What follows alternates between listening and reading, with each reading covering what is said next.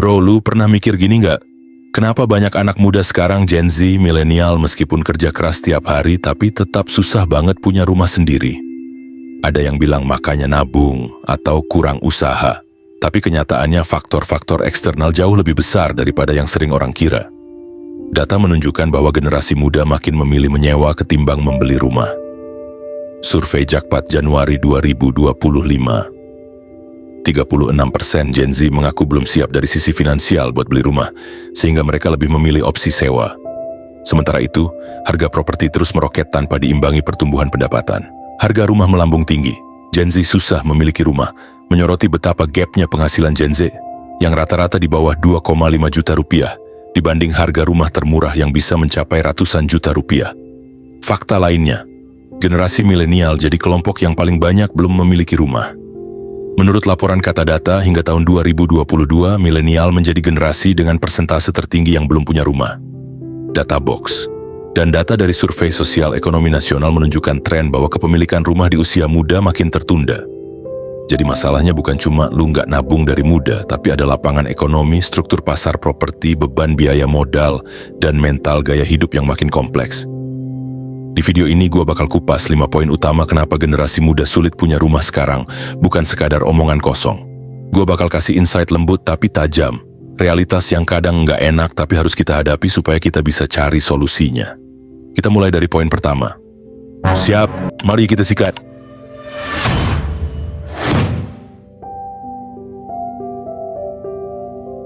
1. Harga rumah ngalahin gaji.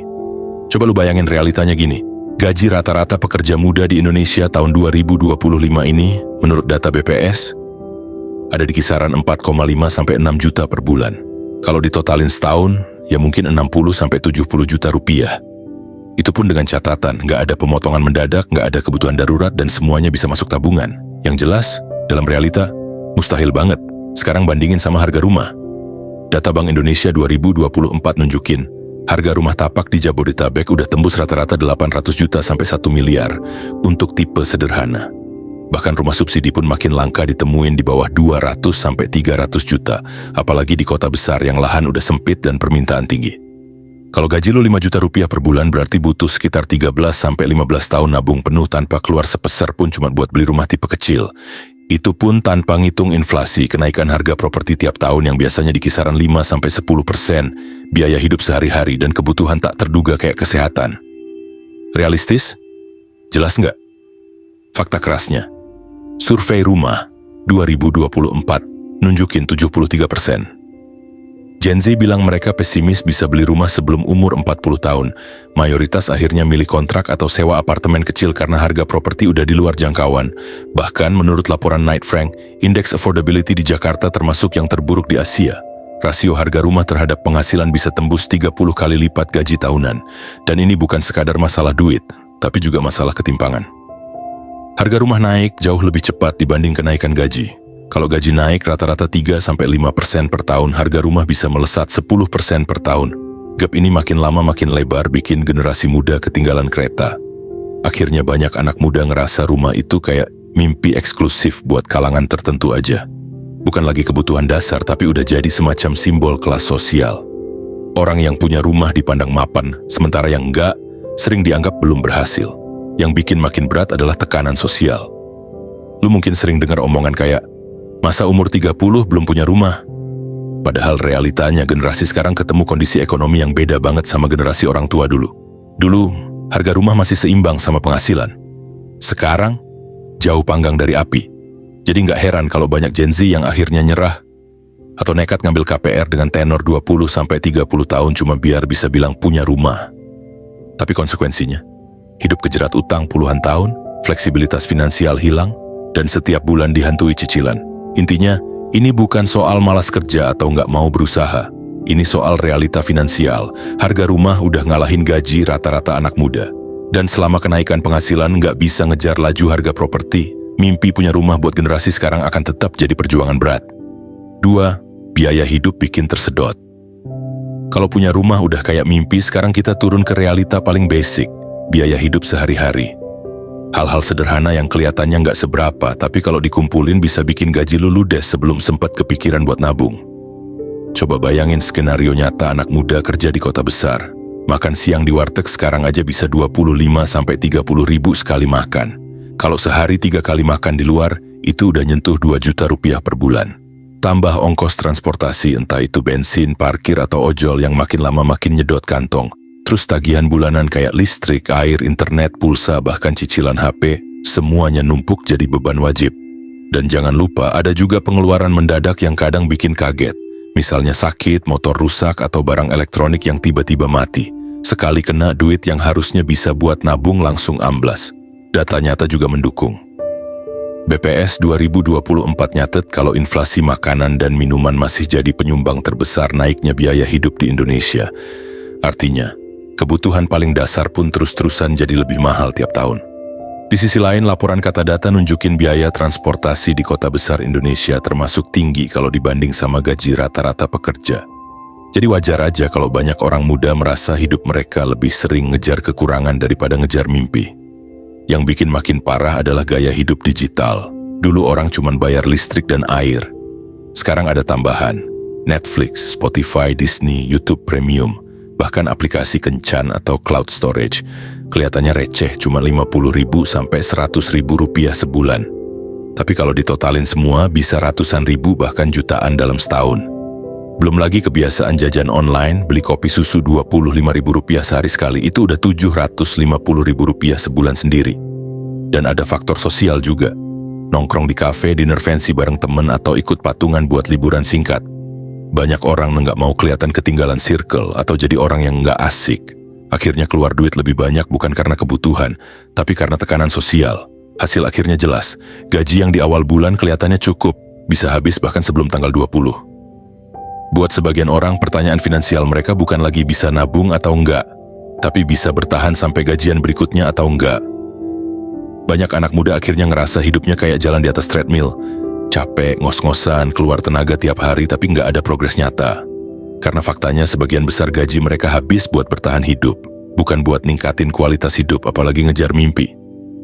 Dan inilah yang bikin generasi sekarang sering ngerasa stuck. Bukan karena mereka malas atau nggak berusaha, tapi karena realitanya biaya hidup udah nyedot terlalu banyak ruang. 3. Utang dan cicilan menjerat. Kalau biaya hidup udah bikin gaji seret, banyak orang akhirnya cari jalan pintas buat nutup kekurangan, ngambil utang. Bentuknya bisa macam-macam, kartu kredit, paylater, KTA, pinjol, sampai cicilan online. Di awal kelihatan simple, cuma 300.000 rupiah per bulan kok. Tapi masalahnya cicilan-cicilan kecil ini kalau dikumpulin bisa jadi beban yang luar biasa berat. Awalnya memang terasa ringan, bayar cicilan motor, cicilan HP, plus langganan paylater buat belanja bulanan. Tapi begitu numpuk, ujungnya gaji tiap bulan langsung habis buat bayar tagihan, sebelum sempat lu nikmatin hasil kerja keras lu sendiri. Faktanya, data dari OJK tahun 2024 nunjukin, pengguna layanan paylater di Indonesia udah tembus puluhan juta orang, dan mayoritas penggunanya adalah Gen Z dan milenial. Ironisnya, sebagian besar transaksi itu bukan buat kebutuhan penting, tapi hal konsumtif kayak belanja fashion, gadget terbaru, atau sekadar jajan online. Barang yang dibeli nilainya turun cepat, tapi cicilannya bisa ngikutin lu berbulan-bulan. Contoh nyata, lu beli HP 8 juta rupiah pakai cicilan 12 bulan. Tiap bulan bayar 700.000 rupiah, kelihatannya enteng. Tapi kalau gaji lu 5 juta rupiah, lalu ditambah cicilan motor, kosan, sama kebutuhan lain, beban makin berat. Apalagi kalau cicilannya lebih dari 1. Ujung-ujungnya hidup jadi kayak balapan lari yang gak ada garis finish, capek terus tapi gak sampai-sampai. Masalah lain yang sering diremehin adalah bunga dan denda. Banyak orang mikir bunganya kecil, cuma 2-3% kok. Tapi kalau telat bayar, dendanya bisa lebih parah dari bunga pinjaman online. Itu sebabnya banyak orang yang awalnya merasa terbantu sama cicilan, justru berakhir kejebak dalam lingkaran utang. Dan jangan salah, ini bukan cuma soal angka di laporan keuangan. Efek terbesarnya ada di mental. Hidup dengan beban cicilan bikin lu susah tidur, gampang stres, bahkan trauma tiap ada notifikasi dari bank atau aplikasi dompet digital. Bayangin, tiap kali gajian, uang baru masuk langsung habis buat nutupin cicilan bulan lalu. Rasanya kayak lu kerja bukan buat diri sendiri, tapi buat jadi budak utang. Lebih parahnya lagi, banyak orang masuk ke lingkaran ini bukan karena kebutuhan darurat, tapi karena gengsi. Pengen kelihatan naik level, punya barang branded, nongkrong di tempat fancy, atau sekadar upload foto keren biar diakui orang lain. Padahal setelah fotonya dipost, realitanya mereka masih harus jungkir balik mikirin gimana caranya bayar tagihan bulan depan. Analogi gampangnya, utang konsumtif itu kayak pasir hisap. Awalnya lu mikir bisa berdiri kokoh di atasnya, tapi makin lama lu bergerak, makin dalam lu tenggelam. Kalau nggak hati-hati, lu bakal terjebak di siklus hidup yang isinya cuman kerja buat bayar cicilan. Tapi gue juga nggak bilang utang itu selalu buruk. Utang bisa jadi alat kalau dipakai buat hal produktif, modal usaha, biaya pendidikan, atau investasi yang jelas-jelas kasih nilai balik. Masalahnya, kebanyakan orang pakai utang bukan buat nambah aset, tapi buat modal gaya hidup. Dan kalau kayak gini, utang bukan lagi alat bantu, tapi rantai yang ngiket masa depan lo. Intinya, jangan biarin cicilan ngambil kendali hidup lo. Bedakan antara utang yang bikin maju dan utang yang bikin hancur. Karena sekali salah langkah, lu bisa kejebak di jalur hidup yang isinya cuma kerja keras buat nutupin masa lalu, bukan buat ngejar masa depan. 4. Investasi properti didominasi elit. Banyak orang dari dulu masih pegang mindset klasik. Kalau mau aman, taruh duit di tanah atau rumah. Katanya properti itu nggak pernah rugi, tinggal beli sekarang, tunggu harga naik lalu jual. Teorinya kedengarannya sederhana. Tapi prakteknya di lapangan hari ini, terutama buat anak muda atau kelas menengah, nggak semudah itu. Kenyataannya, arena investasi properti sekarang udah jadi lapangan eksklusif yang lebih banyak dikuasai sama segelintir elite dengan modal gede. Coba lihat realita di kota besar kayak Jabodetabek. Tahun 2024, harga rumah standar udah tembus di kisaran 800 juta sampai 1 miliar rupiah. Itu pun biasanya masih di pinggiran dengan akses transportasi dan fasilitas yang terbatas. Sementara itu gaji rata-rata pekerja muda cuma sekitar 4,5 sampai 6 juta rupiah per bulan. Kalau dihitung kasar, butuh puluhan tahun buat bisa ngumpulin uang seharga rumah tanpa harus makan dan hidup. Gap ini jelas bikin anak muda susah banget masuk ke pasar properti. Di sisi lain, investor dengan modal miliaran bisa beli beberapa unit sekaligus, bahkan sebelum properti itu dibangun. Misalnya di apartemen atau klaster baru, seringkali unit-unit bagus langsung disapu bersih oleh investor, bukan oleh orang yang benar-benar butuh tempat tinggal. Data dari Colliers International 2024 nunjukin, sebagian besar apartemen baru di Jakarta memang bukan dibeli buat dihuni, tapi buat investasi. Lebih gila lagi ada yang namanya land banking. Ini strategi di mana segelintir orang kaya beli tanah dalam jumlah besar, lalu dibiarkan nganggur bertahun-tahun. Tujuannya cuma satu, nunggu harga naik berkali-kali lipat. Jadi harga tanah dan rumah yang melonjak, seringkali bukan karena makin banyak orang butuh tempat tinggal, tapi karena ada permainan modal besar di belakangnya. Buat anak muda atau kelas menengah, kondisi kayak gini bikin frustrasi. Bayangin lu kerja keras tiap bulan, nabung susah payah, tapi harga rumah lari lebih cepat daripada tabungan lu. Setiap kali lu udah hampir nyampe target, harga properti udah naik lagi. Sementara orang kaya dengan gampang beli beberapa aset sekaligus, kadang pakai cash keras, dan kalaupun pakai KPR, mereka punya kapasitas bayar yang jauh lebih aman. Dari sini kebentuk kesenjangan yang makin nyata. Kelas elit makin gampang nambah kekayaan lewat properti karena setiap tahun nilai aset mereka terus naik. Sementara kelas menengah makin kesulitan bahkan buat sekadar punya tempat tinggal sendiri. Dan ironisnya, rumah yang seharusnya jadi kebutuhan dasar manusia sekarang lebih mirip barang mewah yang nggak semua orang bisa miliki. Kalau lu perhatiin iklan-iklan developer, lu bakal sadar properti sekarang juga jadi semacam simbol eksklusif.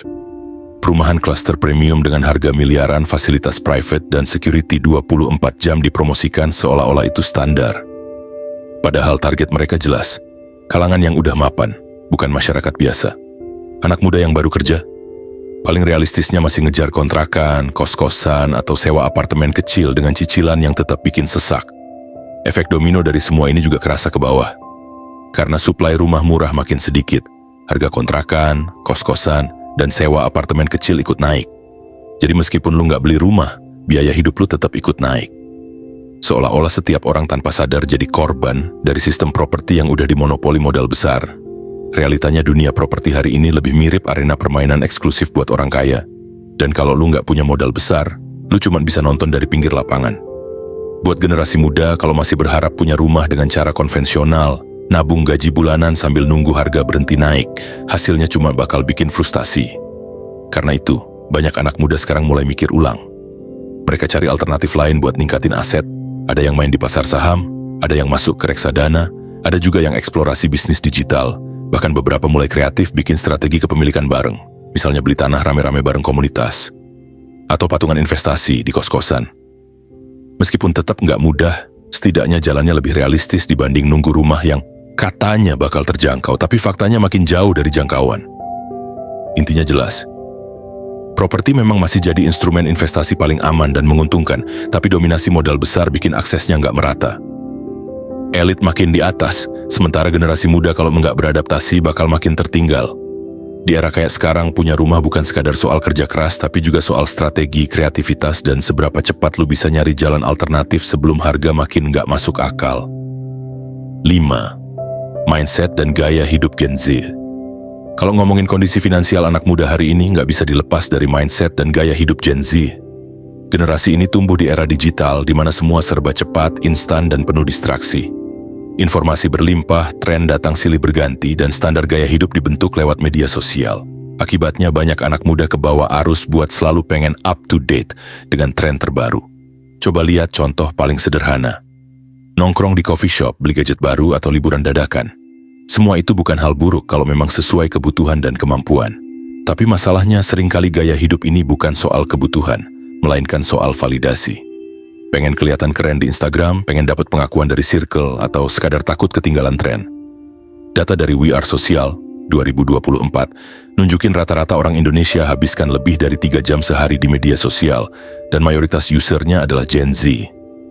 Artinya, hampir seperempat hidup mereka sehari-hari terpapar konten yang seringkali memicu FOMO, Fear of Missing Out.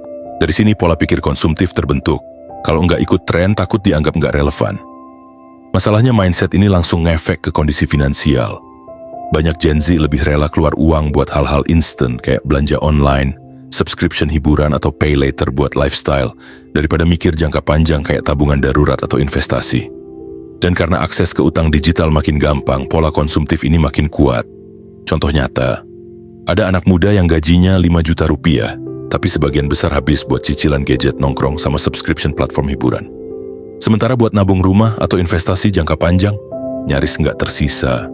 Akhirnya hidup mereka selalu dalam siklus gaji datang, gaji habis, tanpa ada aset nyata yang bisa jadi pegangan. Dari sisi psikologis ini bikin Gen Z lebih gampang stres. Mereka hidup dengan standar hidup tinggi yang mereka buat sendiri, tapi kemampuan finansial nggak sebanding. Jadi muncul perasaan kok gue kerja keras tapi tetap nggak bisa maju. Padahal seringkali masalahnya bukan cuma di gaji yang kecil, tapi di mindset pengelolaan uang yang belum matang. Di sisi lain penting juga dicatat, nggak semua Gen Z terjebak gaya hidup ini.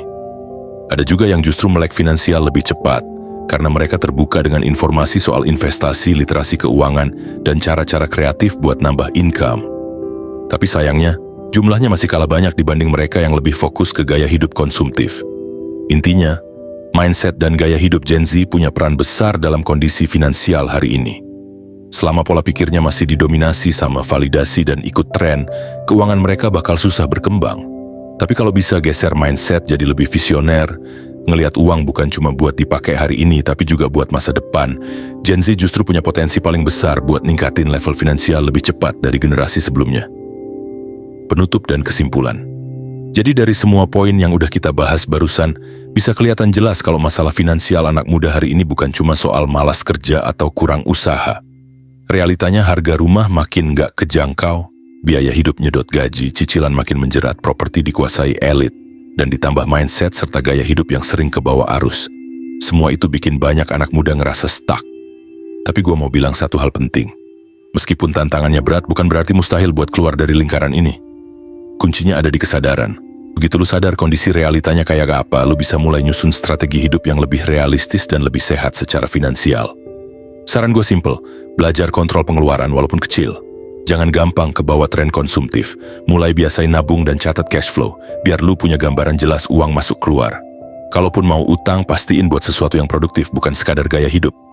Dan yang paling penting, jangan bandingin hidup lu sama standar orang lain di media sosial. Fokus aja ke progres kecil yang lu capai.